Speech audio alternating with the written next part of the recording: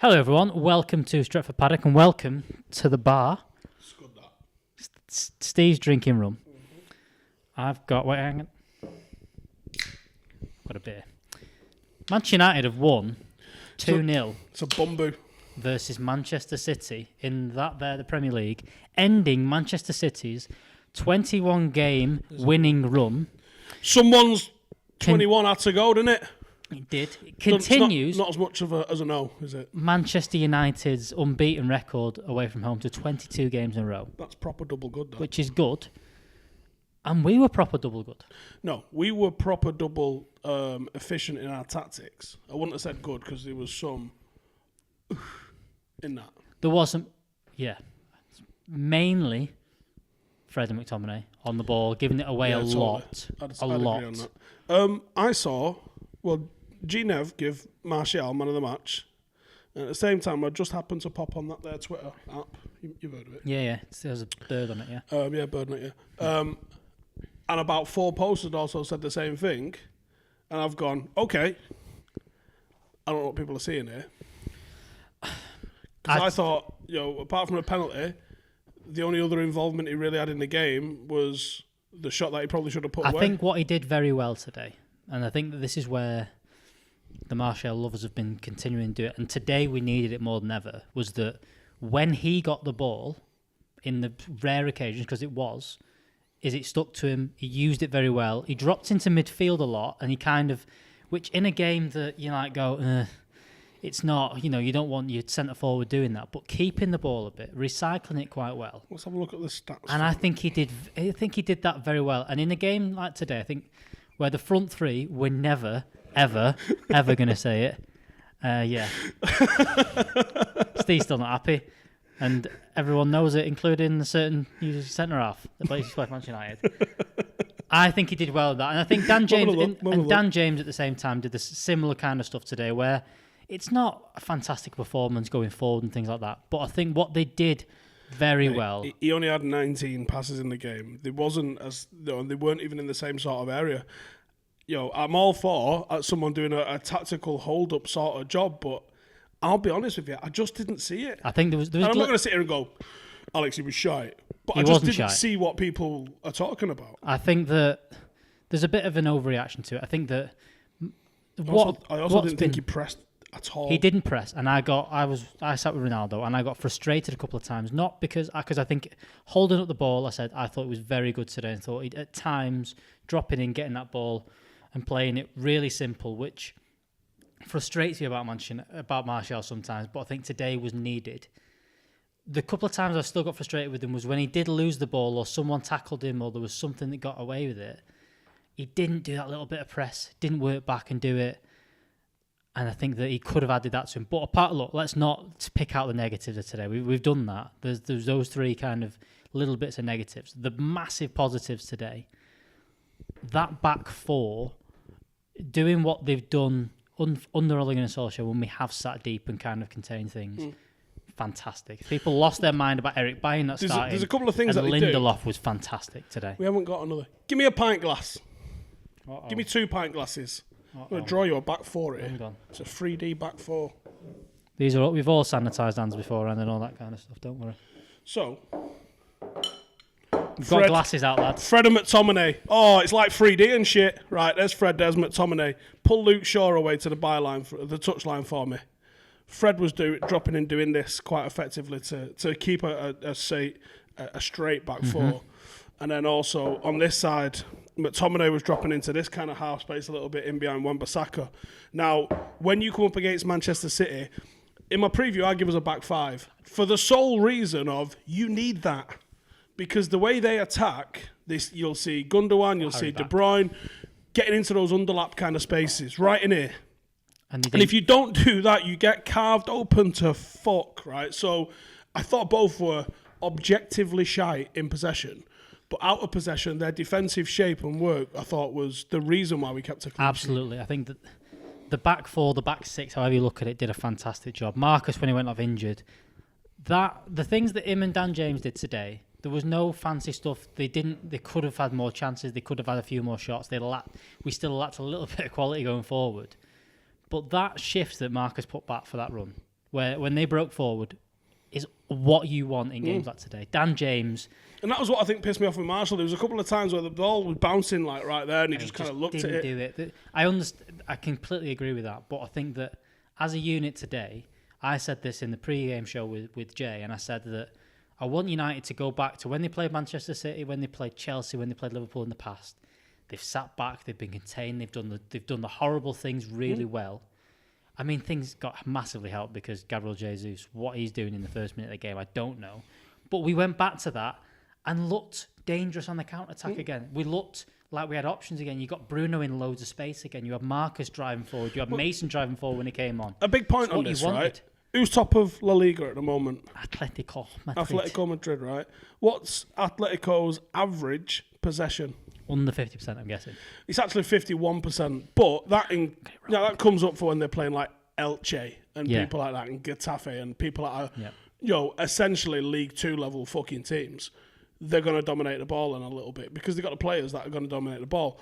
But more often than not, like if you look at what they do against Real Madrid, Barcelona, even Sociedad, I would imagine, I don't know, but someone's going to go, Ancelotti, but like most of the time in those intense games, they'll just let you have the ball and they'll work on their shape and they'll hit you on the counter. They've got Luis Suarez who's doing all right for them at the moment, and he'll find space fucking anywhere. You've got Felix, you've got the pace that can do it. You've got quality as well. But do you think like if they win the league this year, they're going to be like, I wish we had 60+% possession, or do you think they give the slightest of fucks? No, I don't, and I think that this is where, look, we want to see exciting football for Manchester United. That's what we've been. To me, I think we've had that. I think apart from the last probably 6 weeks or so, I think we've had that for most of the season. It doesn't mean you can't sit back in certain games and do what you did today. Because I was excited.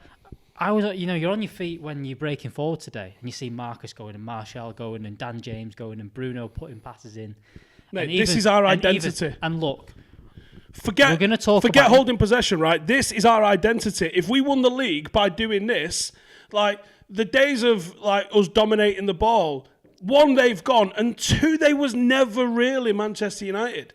Sir Alex Ferguson was a counter-attacking manager, and he thrived on it. And he would soak up the pressure, and he would have two holding midfielders. It was Inson Keane or Robbo, right? They're not playmakers in any stretch of the imagination. They're hard bastards. And in games, not against City, because they were never a thing about them, but against Arsenal and against a better Liverpool team and stuff. He started with Fletcher, Carrick Park as a 3, and people going, where the fuck is, what's going on here? But they were hard working, they did the job. They had a little bit more quality than what we've got, and I think that's social media has made people fixate on having an in-possession identity. Fucking Leeds have got one, not even the top half. No, like, you know what I mean? Like it's about winning football matches, and guess what? We don't really lose football matches. No. We've gone on an unbelievable record away from home. 22 games is fucking mental away from home. Mental. Didn't we break the record at like 13? Something like that. It's and we've kept it going. It's been tremendous, and whether people can say because there's no fans, fuck off. Talk up that second goal. Now, for as much as the praise Luke Shaw's getting today, the one thing I take away from today that I think people are going to need to look at, Dean Henderson today calmed things down so many times by being commanding, coming out and catching the ball from set pieces, from constant. I mean, he didn't have too much to do. He's made a couple of okay saves that were straight at him. But then the joint. Was it from Rodri? Yeah. I had more chance of saving that than he had. Did, no chance. But what he did today, and I've seen a tweet. I think it was Notch that tweeted you back for this. We scored a 90s goal today with Luke Shaw's goal. That was Dean Henderson getting it. Just 2 times prior to that, we tried to play out, and it got to Fred and just crumbled. And I think he looked to his left, and I think Maguire was there, and he looked to his right, and you can literally see him go, fuck it. And he looks up, Luke Shaw, fair play to him, he's in good space. And the best thing Luke Shaw did on the pitch today was the first touch. I think it might have been the first touch, might have been the second touch. It was like where he knocks it past him. Stomach. It just kind of bounced off him, went past Cancelo. And then we was attacking. Yeah. And then that was in behind them. And then, the finish was decent. The link up with Marcus wasn't great. Marcus's pass back to him wasn't great, but it ended up in the back of net. But for me, the whole move lived and died on Henderson throwing it, and that either first or second touch, whichever it was, that opened him up into the space. Look, that was good. This isn't something, we aren't going to sit here now and go, well, De Gea's finished, that's it, done. But I think what people might do tomorrow. But I think sitting here now going, Dean Henderson in the last few performances has shown us a couple of things. He's shown us that he can make big saves, which he did against Crystal Palace, that De Gea's done. Massive. But what he can do as well is add that extra element of commanding a box that, especially when we've got Lindelof playing, we scored a goal today on the back of him, and we scored a goal against Sociedad on the back of him, both throwing it. Yeah. I don't remember De Gea ever throwing it. I don't think De Gea's he's not got that in the locker. It's not his kind of thing. I think Henderson's not like Ederson is, where he's unbelievable with his feet and playing it out. But he just made the right decisions today a lot. There was a couple of times where he even fucked it up. He did, in but possession he made most of the time, very good decisions. If this needs to go, it needs to go. I think the defence did that very well. I think that... Can I say something controversial? Because that's not like you in the slightest. Go on. I'd try and get Aguero in the summer. Just reverse Dennis Law. Jesus. It's not going to happen. I can tell you that for free. Well, he's on a free. I was amazed today watching them, and they've got Bernardo Silva on the bench. I mean, they brought on some pretty good players. This is the difference, isn't it? Ultimately, they had Aguero and didn't bother using him. They didn't bother using Aguero. What did we bring on? Matic, Williams, and Greenwood. And I don't think Greenwood would have come on if it wasn't for Marcus being injured. I think they may have been a different change. I think he might have brought on Tellez or something fucking mad like that. But he brought on Greenwood. Look, it'd be a good one to fucking try and get, because I think that as another option compared to Cavani or whatever's going to be next season, he wouldn't be bad. It would annoy City fans to fuck, because if their when best you come up ever against a player team with a low block, one of the reasons City are good in a low block, hence why they perhaps weren't today, is Aguero. Aguero's movement in the final third against a low block. Now, is he the guy to hold it up? No. Is he the guy to spearhead a counter-attack? No. But United are going to play your Crystal Palaces and your Fulhams, possibly.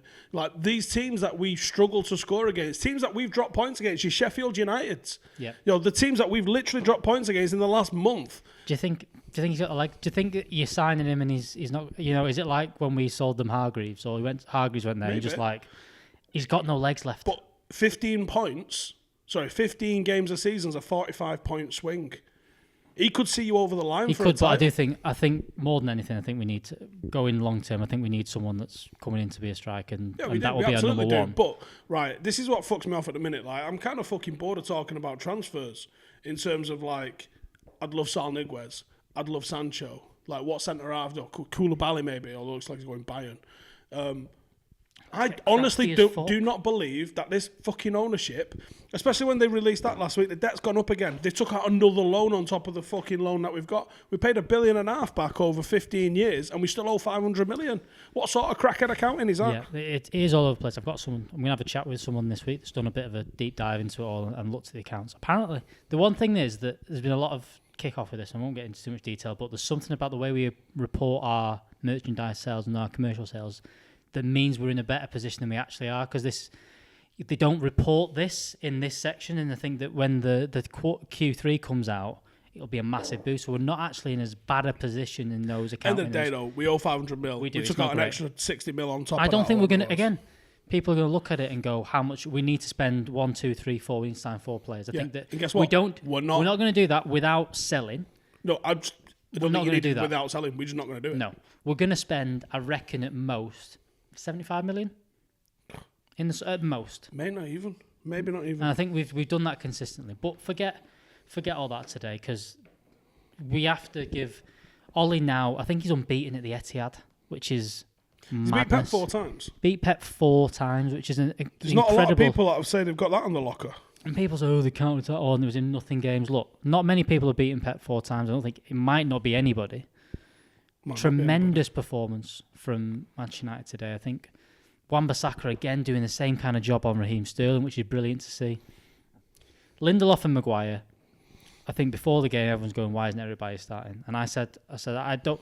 Before the team came out, I expect Lindelof to play, because for as much as we have been shit going forward against the big six this season, not scored, we've played Lindelof, Maguire, and conceded. Apart from that one game where we went down to 10 men and capitulated, We've hardly conceded. Correct. Lindelof and Maguire have been excellent Also, against these teams. he didn't do it today, but Lindelof has got it in his locker to be able to start counter-attacks. Although, that was not... I don't even think he did that. It wasn't today. on the ball today. It wasn't on the... Why are we asking these sort of questions? It We've got the answers at our fucking fingertips, lads. It wasn't on today. Let's have a look. 31 out of 35 passes. He only played 2 direct, long, over-the-top balls. Both unsuccessful. So it didn't happen today, but he has got it in the locker, and I think that is something that people don't look at. They look at what Eric Bailly does and how much of you've talked about instinct. A more instinctive defender does that right, but you were never going to need that against City today. It was more about concentration and organising, and this what it was on about. And I think Lindelof brings that. I think he's got that in the locker. I think that a lot of working in the channels. You're going to have Jesus running in there. You're going to have Foden doing that. He's very good at that, and he's very stuff. good at that. And I haven't got the stats to hand, but I bet he gives away less fouls. I think he does. I reckon he does. But I think sounds like a thing, doesn't it? Yeah, we'll go with that. Stats. Back four did well. Dean Henderson did well. Midfield we've talked about. Just shite in possession, but off the ball, they did the jobs, and ultimately that's all you want to do at the end of the day. I thought James is running again off the ball. On the ball, not great. Marcus is off the ball, was good. On the ball, not great. Yeah, a bit iffy, to be honest. There was a time we were screaming to shoot. When he cut back inside, just shoot. Yeah, he laid it off for someone. He laid it off. Bruno today. There's been some absolute idiots on social media saying he's not that good because he doesn't do it against. I've read of that. Hasn't done it against the big six. Let's say scored the penalty. Which the thing is, no one does it against the big six. What have people done against us? Nothing. The Tottenham game aside, literally zip. Nothing. What's Kevin De Bruyne done against Manchester United this year? Nothing. We've played City twice. This City team, which has been absolutely wiping 3 times in the league, right? We've played the City team twice in the league. That's all that matters. They've not scored. Yeah. We scored twice. Yeah. It's not bad. Saw it. And Bruno today was excellent in... I think he curtailed his going mad passes today. I think he did that very well. He played things a lot balls simpler. on the guy for that penalty. What was the penalty awarded after about a minute and a half? People are going to say, who's a penalty? Right. Ask Manchester City how many penalties they've missed over the past 12 months. Yeah. They've needed someone to take penalties. You try taking a penalty after 90 seconds. 90 seconds, and in a game that... the ball, probably. In a game that, when you woke up this morning, did you expect us to have any shots on target? It was one of them you woke up this morning going, if we don't touch the ball in the final third today, I wouldn't be surprised. The way things have been going for United, how poor we've looked going for... I didn't... No. I kind of thought... I caught my preview. We can win this. We can, but it was still... going to be a smash and grab you know what? job. I honestly still think the back three would have been a better option still. Because we didn't hold any possession whatsoever in midfield. The extra defender gives you lateral possession at least. Yep. And it's still possession. And it's not ideal because if you lose it there, you are fucked. I think the big thing about Ollie this season with the formations or whatever's been going on, and it's been 4-2-3-1 all the way through. He's tried the diamond. It's like he's lost his fucking cards for the others in it. But I think what's happened this season is this Saturday, Wednesday, Sunday, Wednesday, Saturday means that you can't... If you have a week to prepare for a game, you can change a formation. True story. If you have 2 weeks off in January, which has been the last few years where you've had that break, you can do stuff. And I think you can change things. And I think that we've not had time... We've not even had a pre-season to work. So there's not even... Right, lads, we're going to do some sessions in pre-season where just in case this 4-2-3 wasn't working, we're going to look at 3 at the back. Yeah. We can look at... We had to just continue on from last season. We had to just continue that on. And I think that that's been the case of why he stuck to that. City haven't changed much this season. They've just had more players. Liverpool now that's the difference. Are fucking dreadful because they've not been able to change it either. Can we fucking talk about how shit they were as well? And do you know what? Of course we can. Lads, I'm struggling for good fucking things to say in this thread. It's the best thread in the history of Twitter, I think, isn't it? You couldn't have timed this any better. Couldn't have. I think I did it with the first game they lost. The first game they lost was against Big Sam. Big Sam. No, I think you did the Big Sam one because that was because I think they lost some games, but it wasn't looking like a capitulation. It wasn't first lost game at home, maybe something like that. Yeah, it was. But Big Sam started it all, and Liverpool have since lost. They've lost 6 games in a row at home. Loads. They've not won at home. Well, they've not won in that entire thread. Steve Bruce is in that thread. Brendan Rodgers is in that thread. That's 8 Graham games. Potter's in that thread. 8 games at home. They haven't won. And I don't even think they've scored. They've scored 1. Yeah, because I tweeted yesterday, Paddock FC have scored none at home in 2021, but in our defence, we haven't played. And they've scored 1. So I did see it. Let me find this stat, because this stat is... Oh, speaking of which, while you do that, We're back, baby. April the 3rd, we are playing football again. And we've got like a Champions League kind of affair. It's going to be well fun. There's going to be a group where you have to win the group as well. I thought it was first and second. It's not. You've got to win the group. And then there's going to be quarters, semi, and a final. It's going to be fucking spectacular. Ronaldo Brown, who's peeping through the door there now. I don't know why he's just disappeared because he's got dead nervous. He needs to score some goals, the bar steward. People have been tweeting too. There's a stat, something like, since stats began, right? Which is always a good start, which is my favourite kind of stats. I think it's about 2005. Yeah, I can't find it. What happened? What is from 115 shots on goal, apart from own goals and penalties, Liverpool haven't scored at home, which is the longest a team has ever gone without scoring from open play at home. What they need to do, because might as well be Rangers won the league today, didn't they? Right. What they need to do is Klopp needs to fuck off, and they need to get Gerrard in. Well, they all think he's going to be dead good, because I guarantee he's not. Because the thing is, people don't realise that, like we have these problems with our owners, and we know they're a bit shit and not going to spend a lot of money. Liverpool fans have been kidded in the last few years that they've got good owners, and they do have better ones, but they still don't spend a lot of money. They still only spend. They spend a bit more, but they spend once they've sold. You know, they spend after Suarez went. They spend after Torres went. Coutinho. I think Torres is different ownership. But even still, you know, they've spent after they've sold. They haven't done that. And this rebuilding job next. Sell Van Dijk to Real Madrid. Because here's what's going to happen. Salah's going. And they're not going to get that much for him because he's not got a 14-year contract. 29 or 30. 29, 30. They're going to get 50, 60 million for him. Probably. Wijnaldum's going to go on free. And they're going to have to rebuild this team. Now, Klopp hasn't had to do that ever before because he's just fucked off when everything's gone bad. And that job is not for Steven Gerrard. Let's save this for another day because I could get deep into this and I might want to touch myself while we're talking about it as because well. Let's just see where they finish because I now believe they're only dropping 9 points, which means that they've got to win 8 out of 11 games or something like that. And guess what? They're not fucking doing that, right? If they don't do that, that means he's worse than David Moyes. And not only that, not only are they worse than David Moyes, I mean, they're already, in terms of points they had versus points they've now got as a title defence, they broke the record. In terms of David Moyes took over a team that wasn't his, he brought in new coaching staff, he wasn't up to the job. You're worse than that. We got rid of Paul. By the way, talk about Van Dijk going. We lost Paul Scholes going into that season. We lost Ryan Giggs. Wowzers. So it's been quite a good day, Giggs didn't play that much, solid. He came in, played himself. Was it the Hull game? I've got to say, I woke up today not that excited about football in the slightest because I was thinking, Liverpool playing Fulham. I've gone for them in one of my last man standings. I think they're going to win because they can't be that. They can't lose 6, but they did. And then I thought we're going to play the derby. Fred, by the way. Yeah, it's brilliant. The dry your eyes. Yeah. And then the derby. I wasn't excited about this. I was expecting it to be, but 60 seconds in, all changes. Right. Anyway, unbelievable. I can hear the baby. It's time we wrap up. It is. Go and check out the link in the description or in the comments wherever Cal decides to stick it. I've done a review on Patreon. There's also extra content. And once lockdown starts to be lifted, is it the 12th? 12th of April. Oh, actually, it's ages away, isn't it? Yeah. Whatever. If you'd like to support the stuff I'm doing on mine, I haven't done a review on my channel tonight because I've done it on Patreon. There is extra stuff on there, including Q&As, vlogs, and sometimes random crazy shit that gets uploaded that don't get seen publicly. If you're interested in that kind of shit, then hit the link in the description. Come check it out. And fucking take it easy. Been great fun. See you later.